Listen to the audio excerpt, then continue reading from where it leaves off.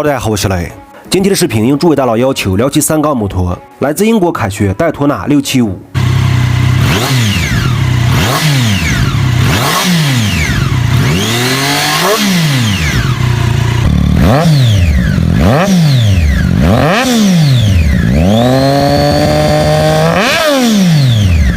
聊起凯旋摩托，在我的心里是欧系厂家为数不多可以与日系抗衡的企业。虽然675保值率一般，二手价格也不高，甚至水车价格也比同级别600更便宜一些，但不可否定，凯旋675是英国跑车的骄傲。而且凯旋摩托与日系四大摩托抗衡已久，从1990年戴托纳750、戴托纳1000，1993年戴托纳900、戴托纳1200，到1997年戴托纳 T595、955，2002年戴托纳600，2005年戴托纳650。截至2005年，曾经的凯旋摩托都是4缸，直到2006年发布了戴托纳675，才开始把4缸发动机变成3缸发动机。别看凯旋摩托前期有这么多跑车，没有一个可以打过日系，而发布3缸摩托实属无奈之举，因为4缸摩托打不过，需要在双缸和4缸之间游戏生存之地，总不至于所有车型全部团灭。而且3缸摩托它的转速比双缸摩托更高，扭矩比4缸摩托更大，体积比4缸更小，加上凯旋675有独特的电转声浪，而且它的车身宽度要比4缸摩托更窄，所以这辆摩托被评为英国有史以来最好的仿赛之一。注意是英国，没有日系。而凯旋675的扬名立万是在2007年与铃木 GSX 750进行了一场24小时耐力比赛，最后成绩凯旋675平均圈速比铃木 GSX 750快 0.7秒，所以不得不说这辆摩托真的很强悍。初代凯旋675发布于2006年，它有3个配色，分别为焦黄、龙卷风红、石墨灰。2006年一共生产4000台，1000台发布英国，2000台用于美国，剩下的1000台用于世界各地。它用的是一台液冷 675cc 直列3缸发动机，每缸4个气码，最大马力12500转，爆发123匹，最大扭矩11750转，爆发72牛米。使用6速变速箱，实时多片离合器，链条传动，油箱容量18升，机油容量3.6升。座椅高度830，装备总重量185公斤，最高时速254。2007年增加2个配色，一个是乌黑版，一个是大师版。这个所谓的大师版是一个赛道型号，有全新的传动装置、空气过滤器、滑动离合，这些配置只在大师版才有。它的仪表用的是液晶加指针表，这个仪表配有一个复杂的单圈计时器，可以用于赛道上连续单圈时间以及每圈的平均和最大速度。它的减震器用的是 KYB 减震。2008年增加2个配色，分别为霓虹蓝和幻影黑。这个幻影黑是 SE 版，按理来说 SE 版应该是更强大的配置，但在凯旋这里 SE 版只是一个配色，就是黑色漆面、金色龙骨就叫 SE 版，所以除了配色，其他的和普通版一模一样。给大家听一下这代675声浪。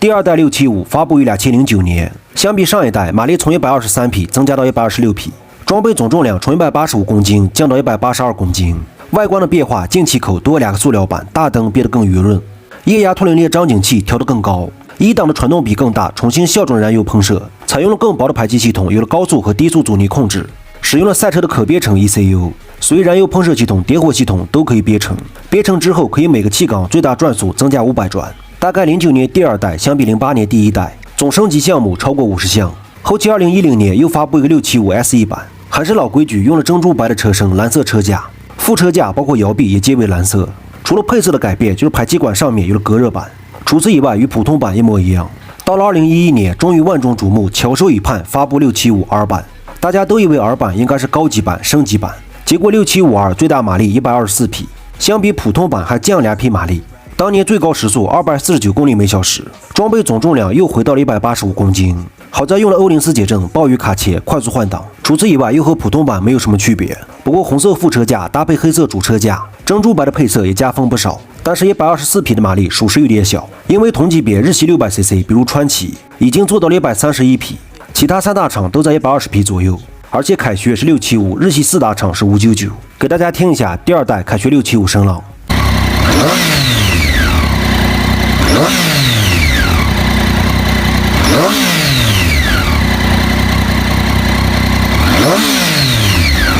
第3代675发布于2013年到2014年，它的名字叫戴托纳 ABS 版，从这代开始才标配了 ABS。外观最直接的区别是尾排排气变成了侧排。我个人觉得3缸发动机电转声浪，后尾出排气才是凯旋675的精髓。突然变成侧排以后，总感觉很别扭。另外，相比上一代有了滑动离合、快速换挡，但是快速换挡只有升档才有，降档没有。另外，从14年开始有了赛道模式，最大马力增加到128匹，最大扭矩75牛米。ABS 可以选择开启或者关闭，也可以设置 ABS 介入时间。另外，最高转速、换挡指示等可以手动设置，这个功能和雅马哈 R6、R1 是一样的，可以根据你的使用习惯进行设置。最后一代 675R 版发布于2017年到2018年，停产的主要原因据说因为排放。如今675的替代品是最新款765，最新款的765有空单独做期视频。最后一代 675R 版依旧用的是液冷 675cc 4冲程直列3缸发动机，每缸4个气门，最大马力12500转，爆发128匹，最大扭矩11900转，爆发74牛米。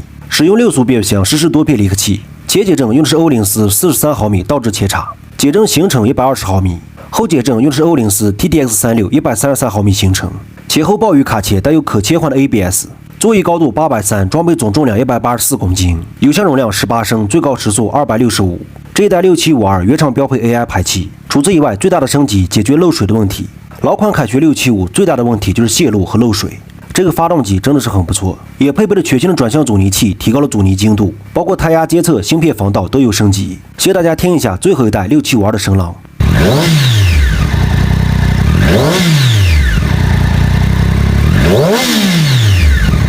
就聊这么多吧，哪里不对多多指点。视频做的慢一些，是因为有些年代的车型不好找，而且发展史比较枯燥一些。感谢观看，拜拜，再见。